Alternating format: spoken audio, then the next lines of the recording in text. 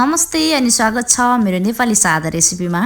आजको रेसिपीमा मैले तपाईहरुको सामु चौधरी समुदायमा एकदमै स्पेशल मानिने परिकारको रेसिपी तपाईहरु सामु शेयर गर्दै छु।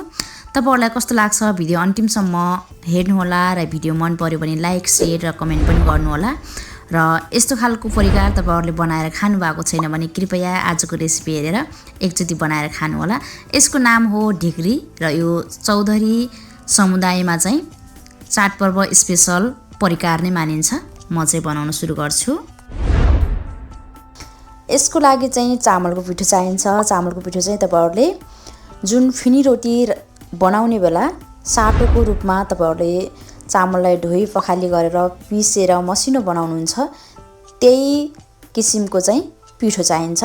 त्यसपछि पिठोलाई चाहिँ यो रोटी बनाउने जत्तिकै धेरै गिलो पनि दल्ला बनाउने बेला यसको शेप बनाउने बेला मिल्दैन र धेरै कडा धेरै एकदमै सारो पनि बनाउनु हुँदैन। पिठोलाई एकदमै ठिक्कको नरम खालको पिठो बनाएर तपाईले यसरी मुछेर रोटी बनाउने जो कि गहुँ मैदाको मुछिन्छ त्यही तरिकाले मुछ्नु भयो भने यसको पिठो पनि रेडी भइहाल्छ। मैले चाहिँ सुरुमा यो चामलको पिठोलाई यहाँनिर मुछेर रेडी गर्दै छु र यसको पिठो अलिकति ठस्को मानिन्छ।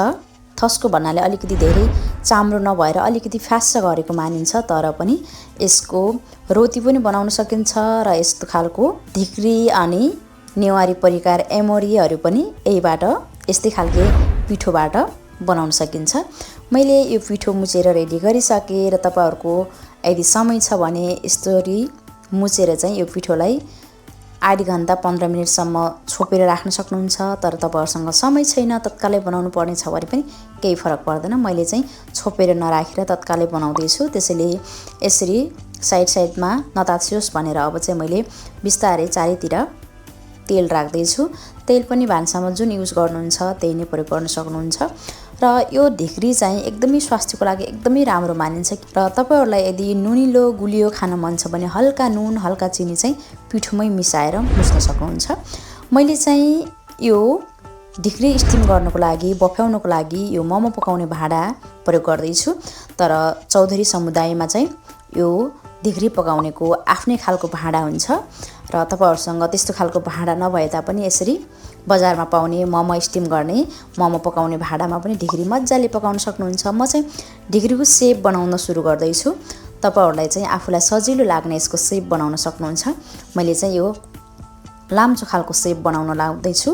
तर यो लाम्चो खालको शेप बनाउनलाई यसरी हातीमा बनाउने बेला हल्का शेप बिग्रिएको जस्तो देखिन्छ। तर तपाईले कुनै भाँडामा कुनै रोटी बेल्ने बेलनामा तपाईले राम्रोसँग बेल्नु भयो भने यसको शेप राम्रो आउनेछ। म चाहिँ थोरै बनाउँदै छु अनि हातीमा पनि भइहाल्छ भनेर मैले हातीमा यसको शेप बनाउँदै छु।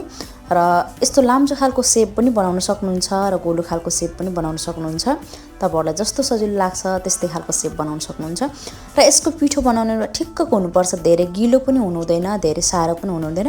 मेरो यो पिठो चाहिँ हल्का गिलो भएर यसको शेप चाहिँ अलि बनिरहेको छैन।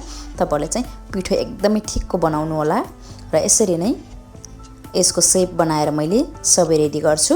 यो गिलो पिठोको ढिक्री बन्ने सारो पिठोको नबन्ने चाहिँ हुँदैन। तर यही शेप बनाउने बेला सारो बनायो भने फुट्न सक्ने सम्भावना हुन्छ र गिलो बनायो भने भनेको जस्तो शेप बन्न नसक्छ।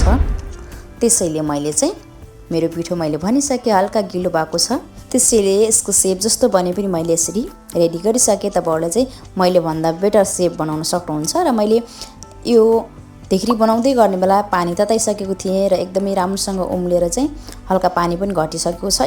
यसरी उमाल्नु पर्छ भन्ने छैन। पानी हल्का उम्लिसकेपछि तपाईले यसको माथिबाट यसरी ढिक्रीलाई राखेर माथिबाट छोपेर कम्तीमा पनि 5 मिनेट जति मैले यसलाई बफ्याउँछु। त्यसपछि 5 मिनेट जति बफिसकेपछि फेरि यसकै माथिबाट प्लस गरेर यसकै माथिबाट खप्याउँदै गरेर पनि यो ढिक्री पाकिहाल्छ। त्यसैले यसरी 5 मिनेट जति बफ्याउने अनि यसरी हातमा छुने बेला नतासिने भइसकेपछि अब यो नयाँ बनाएको पिठो नयाँ बनाएको ढिक्रीलाई पनि फेरि यसकै माथिबाट ठप गरेर राख्न सकिन्छ। र यसलाई चाहिँ यसै गरी पटक 5 मिनेट जति स्टिम गर्ने, फेरि यसको माथि अर्को खप्याउने, 5 मिनेट स्टिम गर्ने, यसको माथि अर्को खप्याउने गर्दै गरेर एउटै भाँडामा पनि धेरै ढिक्री पकाउन सकिन्छ। यसरी नै बनाउनु होला। एकचोटि राखेको ढिक्रीलाई कम्तीमा 5 मिनेट जति स्टिम गर्ने, बफ्याउने, त्यसपछि फेरि त्यसको माथिबाट अर्को ढिक्री प्लस थपेर चाहिँ तपाईले यसरी थप्दै पकाउँदै गरेर एउटै भाडामा अट्ने जति तपाईले ढिक्री धेरै पकाउन सक्नुहुन्छ। यसलाई चाहिँ मोमो जस्तो एउटै लेभलमा पकाउनु पर्छ भन्ने हुँदैन।